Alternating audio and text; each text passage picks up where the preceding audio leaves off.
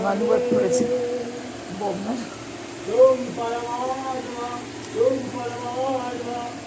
অন্তর্যামী স্বামী তুম সত্য অন্তর্যামী তুমি নানা দুদাস তুমি নানা দুদাস করুণা চলছে চল চলছে না। আমরা আড়াইটে থেকে বসে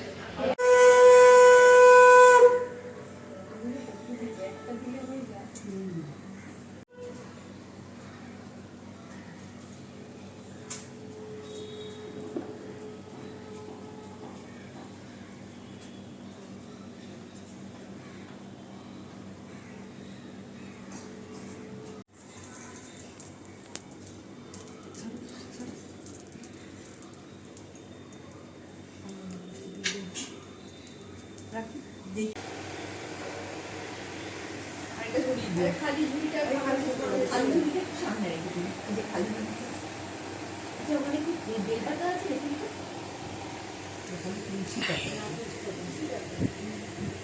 হবে না, তিনি সেই সব জিনিস উচিত মূল্যে কিনে নেবেন। একদিন এক কামার লোহার একটা মূর্তি বিক্রয় করতে এলো, কিন্তু সকাল থেকে সন্ধ্যা পর্যন্ত সে মূর্তি বিক্রয় হলো না। কামার তখন রাজবাটির সামনে দিয়ে চিৎকার করতে করতে যেতে লাগলো, আমার এই মূর্তি কেউ কিনবে গো? রাজা সে কথা শুনে উচিত মূল্যে সেটি কিনে নিলেন। সেদিন রাতে হঠাৎ রাজা কান্নার শব্দ শুনে শয্যা থেকে উঠে বাইরে এসে দেখলেন যে ঠাকুর গৃহের মধ্য থেকে সেই কান্না আসছে। তখন রাজা ভিতরে প্রবেশ করে দেখেন যে এক কর্মা সুন্দরী কন্যা কালে হাত দিয়ে কাঁদছে। রাজা তাকে জিজ্ঞাসা করলেন, কে তুমি মা? এই গভীর নিশায় ঠাকুর ঘরে বসে কাঁদছে কেন? কন্যা বলল, রাজা দেখলেন যে এক পরম সুন্দর পুরুষ এবং অনিন্দ সুন্দরী নারী একসাথে বাইরে যাচ্ছে। এই দেখে রাজা ছুটে এসে রাজা বললেন, কে আপনারা? এই নিশীথ রাতে দুজনে লুকিয়ে যাচ্ছেন কোথায়? রানী বললেন যে আমি কুললক্ষ্মী, অলক্ষ্মীর জন্য তোমায় ছেড়ে যাচ্ছি। পুরুষ বললেন, আমি হচ্ছি ধর্ম, অলক্ষ্মীর জন্য তোমায় ছেড়ে যেতে হচ্ছে। সেই কথা শুনে রাজা ধর্মের পায়ের কাছে হাঁটু গেলে বসে পড়লেন। বললেন, আমার দোষ কি ধর্মরাজ? প্রতিজ্ঞা রক্ষা করে অলক্ষ্মীকে কিনেছে, সে তো আপনার জন্য। ধর্মই আমার সম্বল, সেই ধর্মেই বলিয়ান হয়ে আমি অলক্ষ্মীকে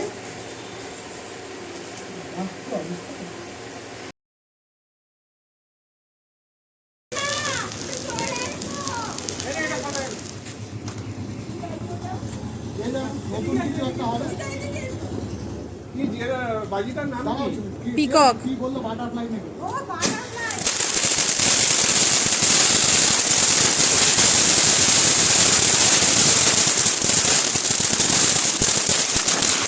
ভালো হয়েছে।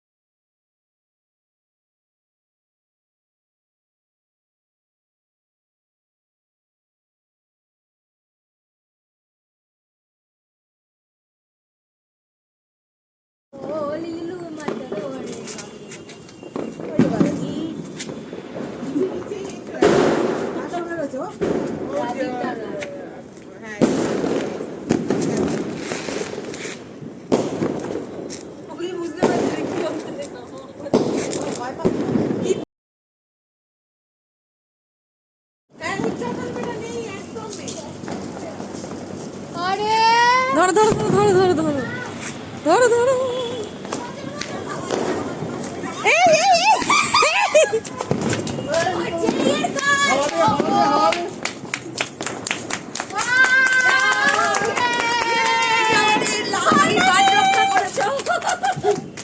ফাইনালি